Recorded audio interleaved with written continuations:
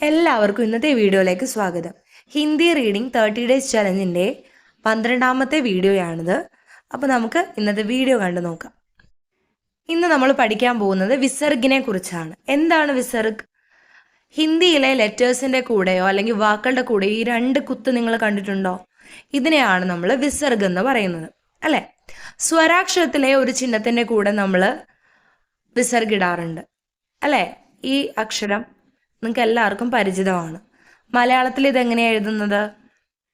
ആയുടെ കൂടെ രണ്ട് കുത്ത്. ഇനി ഇതിൻ്റെ ഉച്ചാരണം വരുന്നത് അഹ എന്നാണ്. അഹ, അഹ. ഓക്കെ. ഇനി ആയുടെ കൂടെ രണ്ട് കുത്ത് വന്നാൽ നമ്മൾ പറഞ്ഞു അഹ. എങ്ങനെയാണ്? അഹ. അതുപോലെ തായുടെ കൂടെ രണ്ട് കുത്ത് വന്നാലോ എങ്ങനെ ഉച്ചരിക്കാം? മലയാളത്തിലെ തായുടെ കൂടെ രണ്ട് കുത്തിടുക, ഉച്ചാരണം വരുന്നത് തഹ എന്നാണ്. തഹ. അടുത്തത് മായുടെ കൂടെ രണ്ട് കുത്തിട്ടാലോ മഹ, മഹ. ഓക്കെ. ഇനി നമുക്ക് കുറച്ച് വാക്കുകൾ നോക്കാം.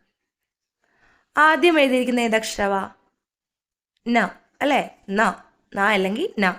അടുത്തത് മായുടെ കൂടെയാണ് രണ്ട് കുത്ത്, അപ്പോൾ മഹ. ഇതിനെ എങ്ങനെ ഉച്ചരിക്കാം? ന മ ഹ, നമഹ, നമഹ. ഓക്കെ. അടുത്തത് പായുടെ കൂടെ വന്നിരിക്കുന്ന റായുടെ ചിഹ്നമാണ്. പായുടെ കൂടെ വന്നിരിക്കുന്ന റാ, അല്ലെ? പ്ര. അടുത്ത ആയുടെ ചിഹ്നം കൂടെ വരുമ്പോൾ പ്രാ. ദെൻ യായുടെ കൂടെ അഹ. ഇനി ഇതെങ്ങനെയാണ് ഉച്ചരിക്കേണ്ടത്? പ്രായ ഹ, പ്രായഹ, പ്രായഹ. ഓക്കെ. അടുത്തത് ദായുടെ കൂടെ ഊന്റെ ചിഹ്നം, അല്ലേ? അപ്പോൾ ദു. ഇനി ഇവിടെ ഈ അഹയുടെ ചിഹ്നം സൈലന്റ് ആണ്. ഓക്കെ. അഹ സൈലന്റ് ആണ്, അപ്പോൾ നമ്മൾ ആഹ സൗണ്ട് ഇവിടെ വരില്ല. അപ്പോൾ ദു. അടുത്ത ലെറ്റർ ഏതാണ്? ഖ, ചന്ദ്രകല. ദുക്, ദുക്. ഓക്കെ. അഹ സൈലന്റ് ആയതുകൊണ്ടാണ് ദുക് എന്ന് വന്നത് കേട്ടോ. ഇനി അടുത്ത വാക്ക് നോക്കാം. നായുടെ കൂടെ ഏത് ചിഹ്നമാണ്? ഫസ്റ്റ് ഈയുടെ ചിഹ്നം, അപ്പം നീ. ഇനി നീയുടെ കൂടെ അഹയുടെ ചിഹ്നം വന്നിട്ടുണ്ട്, പക്ഷേ ഇവിടെയും അത് സൈലന്റ് ആണ്. ഓക്കെ. അഹ സൈലന്റ് ആണ്, അപ്പോൾ നീന്ന് മാത്രം ഇട്ടാൽ മതി. അടുത്ത ലെറ്റർ ഏതാണ്? സ. നെക്സ്റ്റ് നായും ദായും ആണ് എൻ്റെ മുകളിൽ എയുടെ ചിഹ്നം. അപ്പം എയുടെ ചിഹ്നം നായുടെ പകുതി ദ, ദേ, അല്ലേ? ദേ, സന്ദേ. അടുത്തത് ഹ പകുതി ഹ, നീ സന്ദേഹ, നിസന്ദേഹ. അടുത്ത വാക്ക് നോക്കാം. ആ. നെക്സ്റ്റ് തായുടെ കൂടെ അഹ, അല്ലേ? അപ്പൊ എങ്ങനെ ഉച്ചരിക്കേണ്ടത്? ആ ത ഹ, അധഹ, അധഹ. ഓക്കെ. അതുപോലെ തന്നെ അടുത്ത വാക്ക് മായുടെ കൂടെ ഊവിന്റെ ചിഹ്നം. മൂ, ല, ത, അഹ, അല്ലേ? അഹ. അപ്പൊ എങ്ങനെയാണ് വായിക്കേണ്ടത്?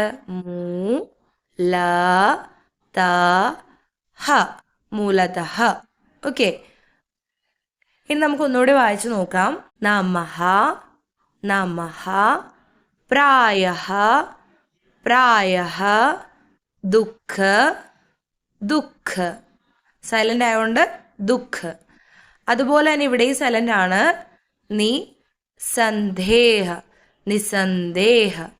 ഓക്കെ. ഇവിടെ അഹ സൈലന്റ് ആണെന്ന് പ്രത്യേകം ഓർക്കുക. അതുകൊണ്ടാണ് നമ്മൾ നിസന്ദേഹ എന്ന് ഉച്ചരിക്കുന്നത്. ഓക്കെ. അടുത്തത് അത്തഹ, അത്തഹ, അതഹ, അത്തഹ. അടുത്തത് നോക്കാം. മൂ ല ത ഹ, മൂലതഹ. അപ്പോൾ ഈ അഹ മിക്കവരും തെറ്റിക്കാറുള്ളതാണ്. നമ്മൾ എന്നാണ് നമ്മൾ ഏറ്റവും ലാസ്റ്റ് വരുമ്പോൾ നമ്മൾ പറയാറുള്ളത്. അഹയാണ് അത്. ഇനിയെങ്കിലും നിങ്ങൾ വായിക്കുമ്പോൾ ഇതുപോലെ തെറ്റായി വായിച്ചവരുണ്ടെങ്കിൽ തിരുത്തുക. നമുക്ക് അടുത്ത വീഡിയോയിൽ കാണാം.